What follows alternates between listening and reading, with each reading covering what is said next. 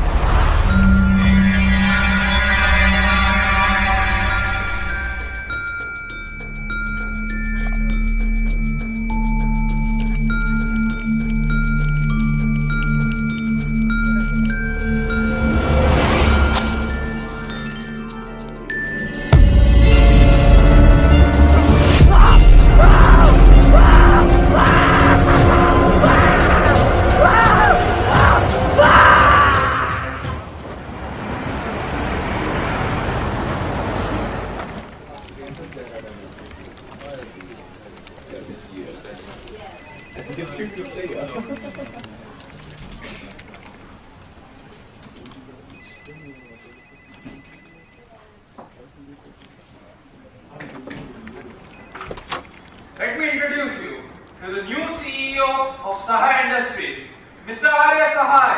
इनके लिए तालियां हो जाए। Thank you mister John. Sahay industries, इससे पहले कि मैं कुछ कहूं, I need a simple answer. Sahay industries क्या है? एनीवन? हमारी कंपनी का नाम? सही कहा, सहाय इंडस्ट्रीज आप सबके लिए बस एक नाम है, मगर हमारे लिए ये एक सपना है। आज से 25 साल पहले मेरे फादर ने इस कंपनी को एक 100 स्क्वायर फीट के ऑफिस से शुरू किया था, मगर आज हमारी कंपनी के ऑफिसेस इस देश के हर स्टेट में they are dominating the market with exponential growth each and every year।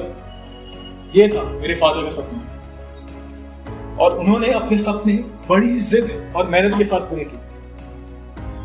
मैं जानता हूं कि आप सब मेरे डैड को मेरे जितना ही मिस करते हैं, शायद वो भी हमें देख रहे हैं, वो भी इस काम को मिस कर रहे हैं। अब मैं ये नहीं जानता कि मैं इस कंपनी को चलाने के काबिल हूं या नहीं, मगर मैं ये जरूर जानता हूं कि मैं सपने देखने के लायक, और मेरा सपना सिर्फ इस कंट्री के मार्केट को डोमिनेट करना नहीं है, मेरा सपना ग्लोबल स्केल पर हर कंट्री के मार्केट को डोमिनेट करना है। क्या इस सपने को पूरे करने में आप मेरा साथ दोगे? तो बस इस दिन की शुरुआत एक शेर से करें, मंजिल मिले ना मिले ये तो मुकद्दर की बात है, मंजिल मिले ना मिले ये तो मुकद्दर की बात है, हम कोशिश ही ना करें ये तो गलत बात है। सही है। चलो लेट्स गेट टू वर्क। क्या बात है सर, आज तो आपने बड़े साहब की याद दिला दी, वो भी ऐसी ही बातें करके ऑफिस के माहौल में जोश भर देते थे। शुक्रिया जॉन साहब, पर आप ना मुझे सर मत कहिए। माना कि आप मेरे डैड के पीए थे, लेकिन आप मेरे गुरु, आपके गाइडेंस के बिना मैं इस कुर्सी पर बैठ नहीं पाता। अरे सर, ये तो आपका बड़प्पन है। फिर से सर? माफ कीजिएगा, अब तो इसकी आदत सी हो गई है। चलो ठीक है, चाय पीते। बिल्कुल, अभी वो छोटू वो ड्रॉप बॉक्स से लेटर्स लाने गए, उसके आते ही चाय बोल देते हैं।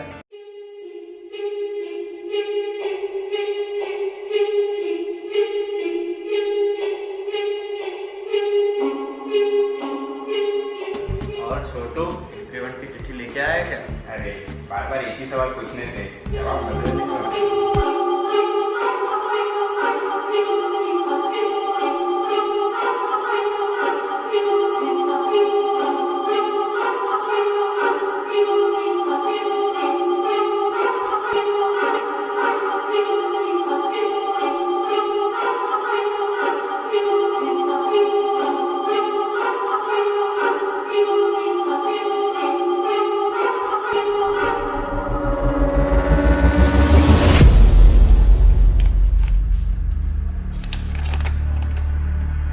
तुम जिस कंपनी में काम कर रहे हो वो डूबने वाली है।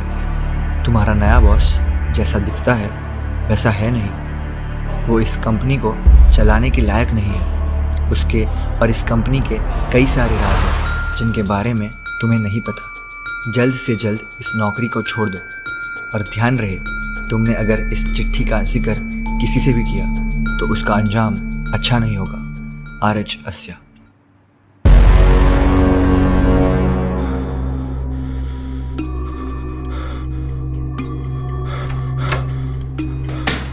जल्दी से ये देखिए।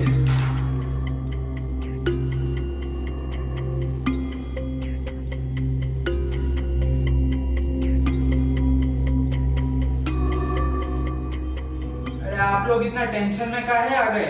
ये तो मार्केट की बहुत पुरानी तरकीब है। नए बॉस के पहले ही दिन एम्प्लॉयज को चिट्ठी लिखकर कंपनी का नाम बदनाम करने की। ये राइवल कंपनी वाले भी फिजूल के हथकंडे अपनाते हैं धंधा बिगाड़ने के। जब इंसान का काम खराब ना कर सको तो उसका नाम खराब कर दो। हाँ सर, मुझे लग रहा है ये सही कह रहे हैं। Okay. Thank you for bringing it to my notice. You can get back to work. और हाँ, इस लेटर का जिक्र किसी से मत करना, अफवाह ऐसे ही फैलती है। हाँ सर।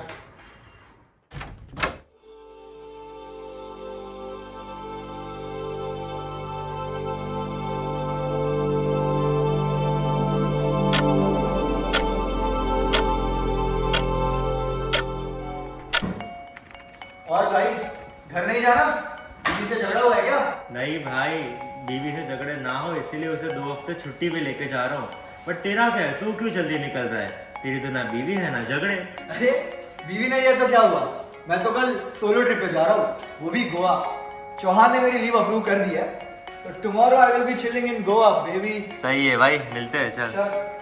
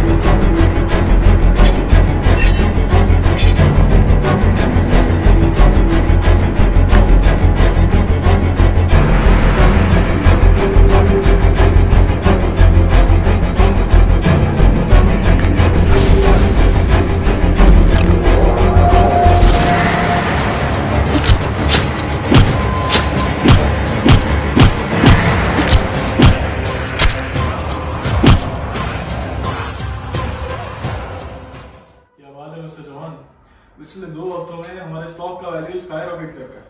जब से आप आए हैं तब से कमाल हो रहा है।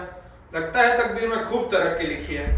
क्या पता उस डरावने लेटर ने हमारी किस्मत का पैगाम पलट दिया।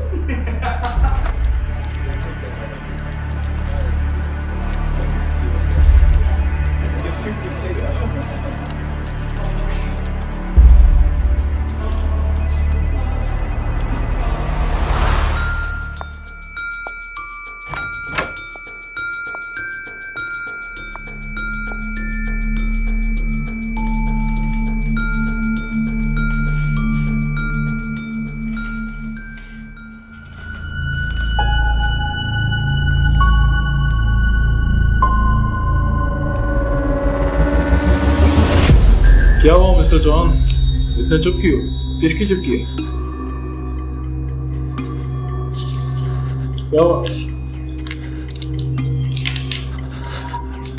ये लेटर इस ऑफिस के हर एम्प्लॉय को लिखा गया है। तुम्हारा नया बॉस इस कंपनी को चलाने के लायक नहीं है। ये बात मैंने तुम में से किसी एक को पहले भी बताई थी, पर उसने मेरी बात मानी नहीं। अफसोस, मुझे उसे मजबूरन मारना पड़ा। मैं नहीं चाहता तुम सब भी मरो, मगर हादसे कभी भी हो सकते हैं। सोचो कि तुम ऑफिस में ओवर टाइम कर रहे हो और अचानक किसी हादसे से तुम्हें चोट लग जाए तो क्या करोगे? कुछ घाव इतने गहरे होते हैं कि जान भी जा सकती है।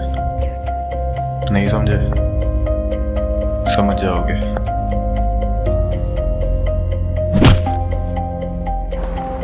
और ऐसा ज़रूरी नहीं कि हर हादसा ऑफिस में हो, हादसे कभी भी हो सकते हैं। आजकल गाड़ी चलाए बिना भी सिर्फ गाड़ी में बैठे बैठे हादसे हो जाते हैं। नहीं समझे? समझ जाओगे।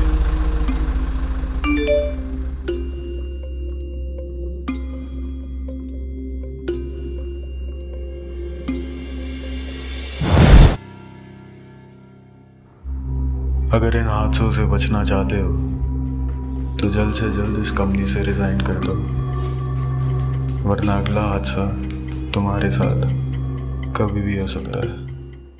बस मेरा नाम याद रखना, RH आसिया।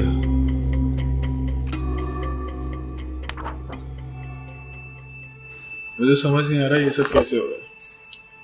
कल तक हमारी कंपनी का नाम फोर्ब्स मैगजीन के फ्रंट कवर पे था, मगर आज वो टाइम्स ऑफ इंडिया के फ्रंट पेज पे है, that too for all the wrong reasons. कहाँ मैं इंटरनेशनल मार्केट को डोमिनेट करने की बात कर रहा था और यहाँ हमारे खुद के स्टॉक प्राइस जमीन चाट रहे हैं। सर आप टेंशन मत लीजिए, पूरा वक्त सबका आता है, बस वक्त को जरा सा वक्त दो, सब ठीक हो जाएगा। क्या ठीक हो जाएगा? हाँ, क्या ठीक हो जाएगा? अब तक आधे से ज्यादा ऑफिस ने रिजाइन कर दिया है, 5 लोगों का खून हुआ है, लेकिन पुलिस को अब तक उस खूनी के नाम के अलावा कुछ नहीं पता है। ये RH आसिया है कौन? मैंने क्या बिगाड़ा है उसका यार? सर हमने सारे पुराने रिकॉर्ड्स चेक किए, RH आसिया के नाम से ना ही किसी इंसान ने यहाँ पर नौकरी की है और ना ही हमने उसके साथ कोई बिजनेस किया है। लगता है अब शेरलॉक होम्स को ही बुलाना पड़ेगा। सारा जिंदगी है कि मर्डर मिस्ट्री, रहस्य, RH आसिया। यह RH आसिया हमें गुमराह करने के लिए खूनी ने एक मनगढ़ंत नाम तो नहीं बनाया, उसका नाम एक रहस्य है, यही बता रहा है हमें।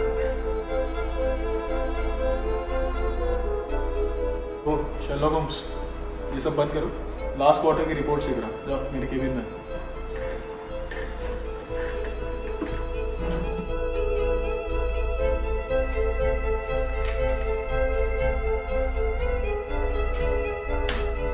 मिली क्या? फर्स्ट लॉग में ही रखी थी। नहीं सर, आपकी कोई मेडिकल रिपोर्ट मिली है, चेक कर दो।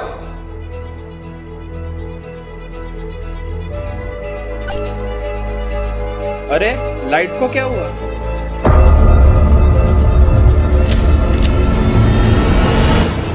हाँ सर, मिल गया।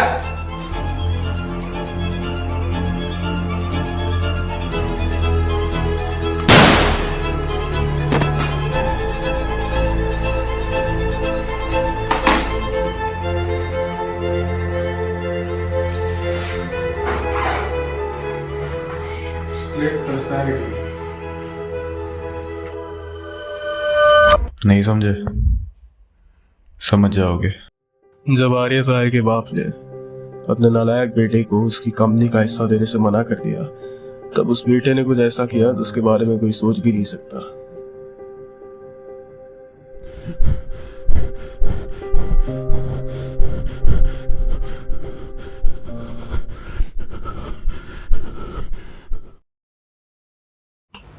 आर्य इस सदमे से कभी उबर नहीं पाया, खुद को कोसता रहा, मगर ये बात किसी को बता नहीं सकता था।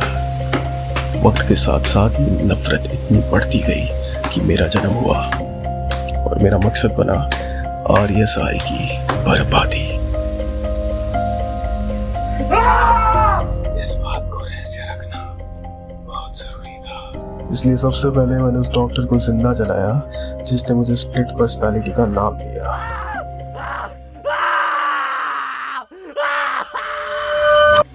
फिर मैंने वहां वार किया जहां आर्या को सबसे ज्यादा चोट लगती, उसकी कंपनी पर। अब बस 2 काम बचे हैं। पहला, मेरे रहस्य के इस आखिरी सबूत को मिटाना।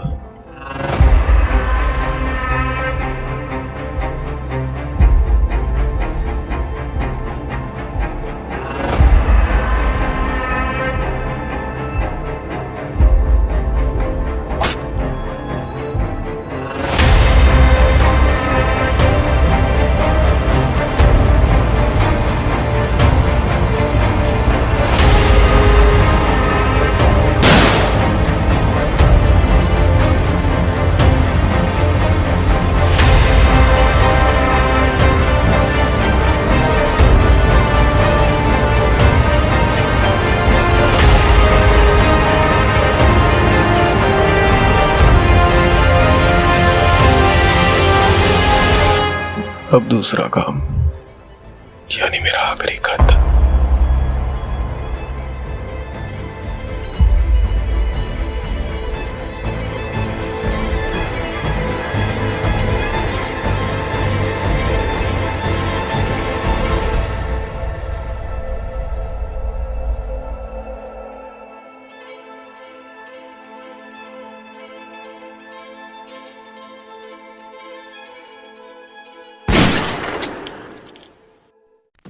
लिखे जो खत तुझे